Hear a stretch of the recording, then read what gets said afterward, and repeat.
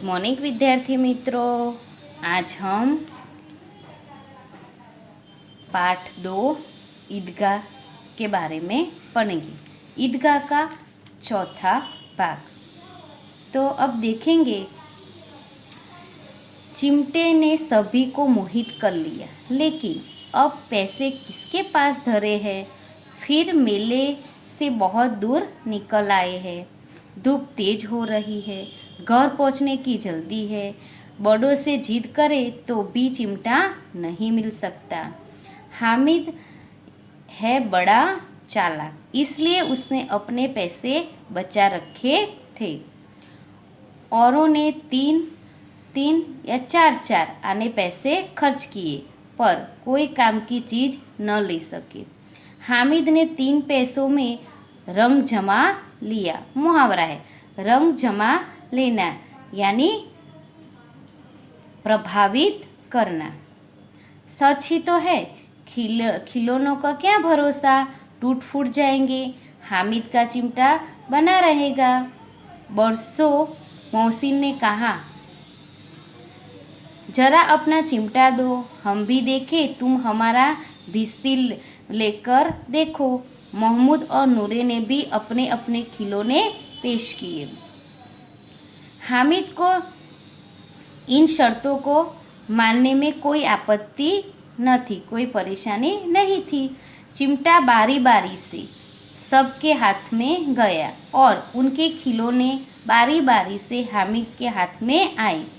कितने खूबसूरत खिलौने थे। रास्ते में महमूद को भूख लगी। उसके बाप ने केले खाने को दिए। महमूद ने केवल हामिद को अपना साथी बनाया। उसके अन्य मित्र मुंह ताकते रह गए। तो मुंह ताकना एक मुहावरा है। तो मुंह ताकते रह जाना यानी चकित हो जाना, यह उस चिमटे का प्रभाव है।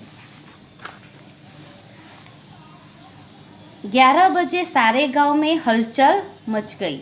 मेले वाले लौट आए। मौसिम की छोटी बहन ने दौड़कर भिस्ती उसके हाथ से छीन लिया और मारे खुशी के उछली तो मियाँ भिस्ती नीचे आ रहे और सुल्लोक सिधारे। तो क्या हुआ, जैसे उसने वो भिस्ती खिलौना उसके हाथ में लिया तो वो बहुत उछल कूद करने लगी और वह खिलौना गिरकर टूट गया। मियाँ नूरे के वकील का अंत इससे भी ज़्यादा गौरवमय हुआ। वकील ज़मीन पर या ताक पर बैठ नहीं सकते। उनकी मर्यादा का विचार तो करना ही होगा।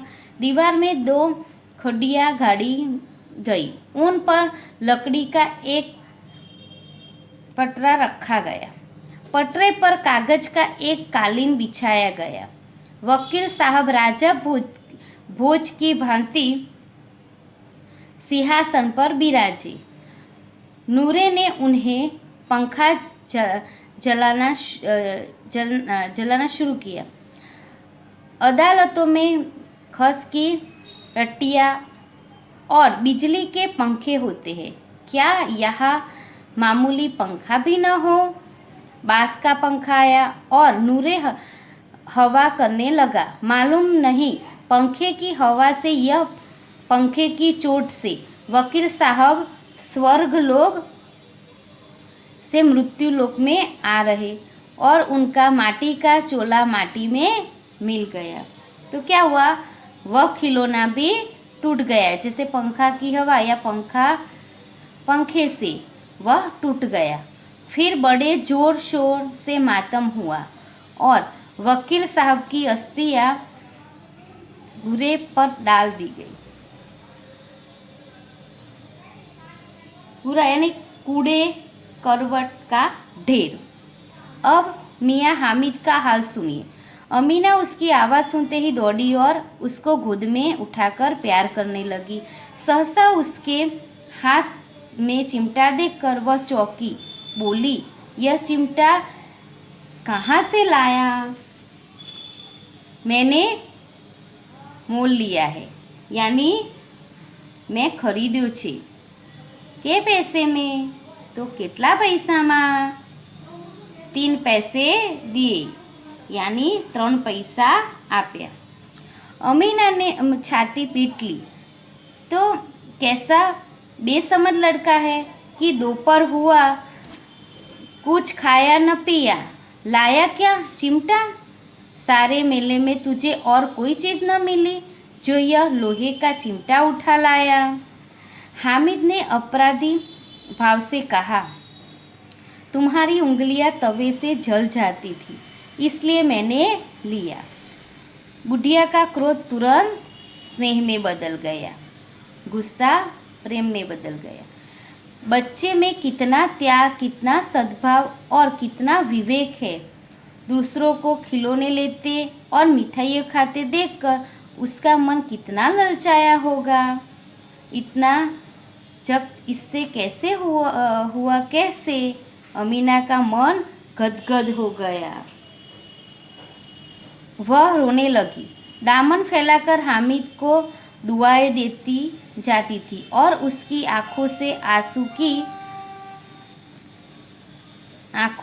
आंसू की बड़ी बड़ी बूंदें गिरती जाती थी। देखो, आपको भी हामिद की तरह बनना है। हामिद कितना होशियार, विवेकी है, जो दूसरों के बारे में भी सोचता है।